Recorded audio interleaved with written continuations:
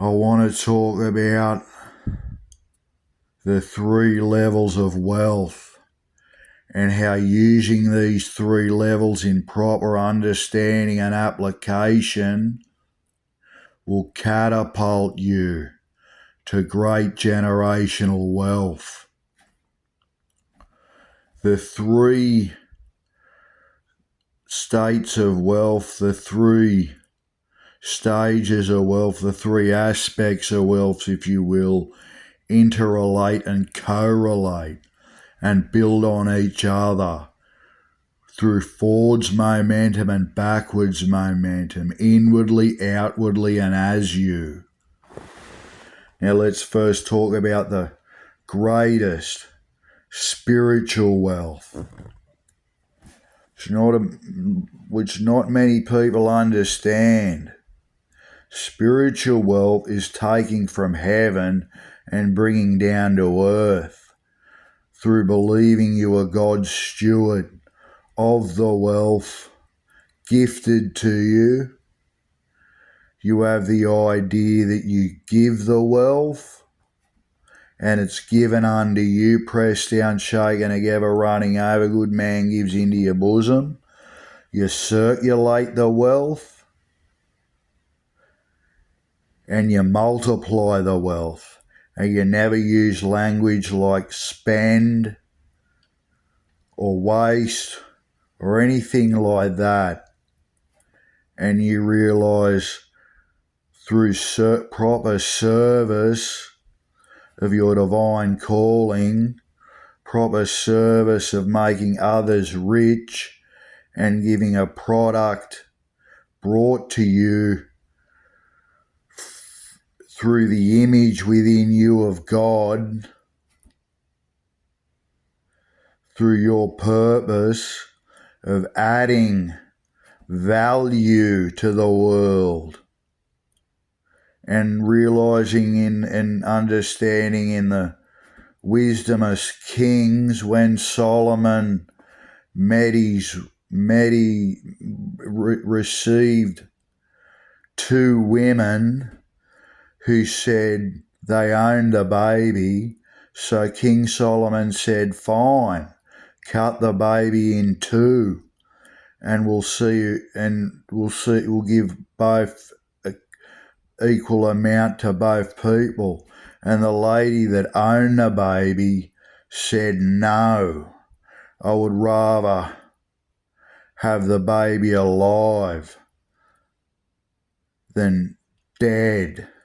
So you got to realise that you love this baby of your purpose so much that you are willing to lose everything just to keep it alive. You are willing to even lose the baby just to keep it alive. And the proper understanding of rituals to add and aid to this true purpose of spiritual wealth, bringing down from heaven unto earth, when you realise that you are God's steward and appropriating the proper rituals, picturing yourself giving to people money and then picturing it snowballing back to you tenfold, getting that proper pictured image, and being like Rockefeller. He lit a white candle facing east and said how he was God's steward of divine wealth and will appropriate it in a divine order and divine blessing. And realising that both Rockefeller and Andrew Carnegie said that becoming rich on its own it doesn't obtain any merit. It's when you get into and embody the idea and become and work it as you of nobility, when the idea and thought form and idea of nobility, a nobleman, embodies you so much it works in and through you because it's become you, and you act as if you're the nobility through non-action. You act like a nobleman without doing. It's just an unconscious act and part of your habits because you understand nobility and the fact that wealth and nobility go hand in hand with a spiritual aspect and the greatest and most powerful aspect of wealth. And what is nobility?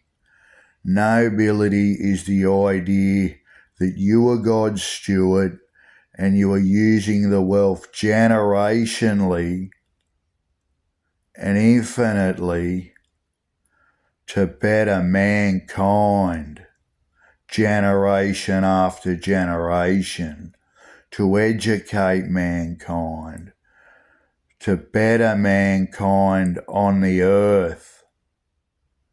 And the second level of wealth is psychological or mind wealth. When you realise your mind is a sending and receiving station for mind and matter, as was proven by Albert Einstein, Thomas Edison and Nikola Tesla, and you realise thoughts are things.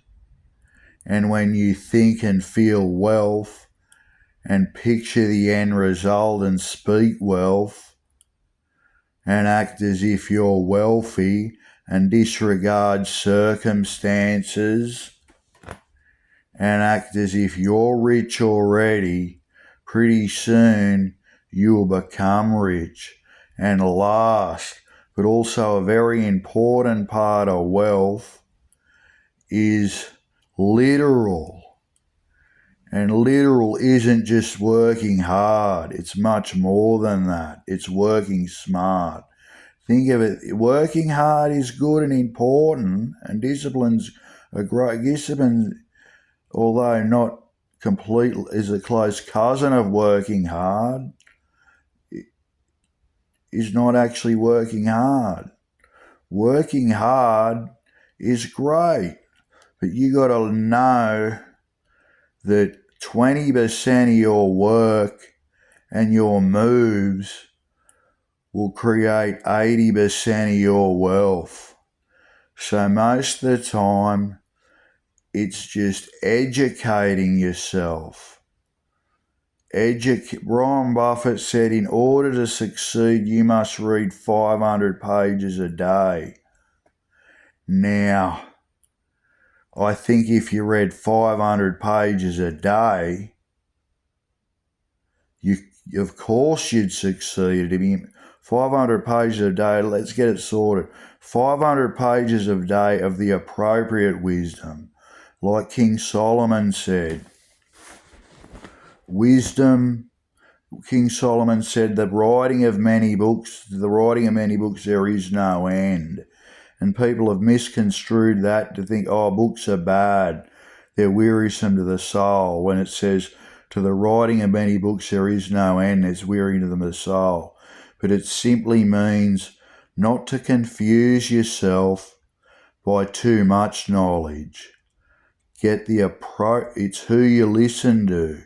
The appropriate knowledge in the appropriate books and the proper understanding and study of academia from all aspects, and the idea of working smart, getting a team around you, educating yourself that much through different aspects of the business related to worldly wisdom and godly wisdom, and through diligent action and application of those principles, that you do without doing. It just works in and through you and as you. And you're working through so much study and application, you're working on instinctive action. And again, that's correlating to both aspects of through the study and activation of the truths and principles in worldly and godly wisdom. You will access not only psychological and mental wealth powers, but spiritual wealth powers, which will be strengthened and activated through the appropriate study and application, and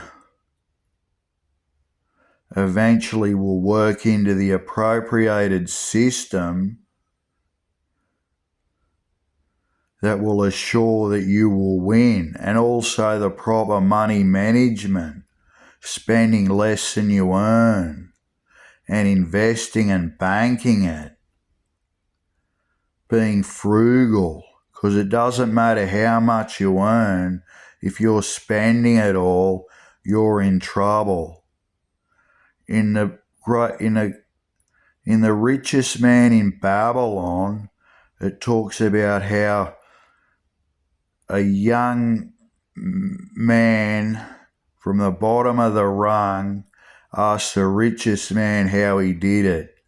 And he talks about how he saved 10% of his earnings every pay, every week, every cash he got, and he put it into investments that will multiply his money. And this is the thing. You could be failing miserably. You could be losing big time. You could be jobless or working part-time. But if you've got the proper mindset of psychological wealth and the proper idea of stewardess,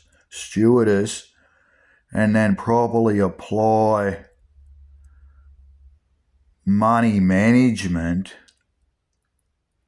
despite even if you failed at everything you did and worked a part-time job for complete measly pay, even if it was a ridiculously low amount like $10 an hour, if you were frugal with your money and properly applied the right mindset and accrued the blessings through stewardship, even if you failed at everything you did, you would still amass a fortune.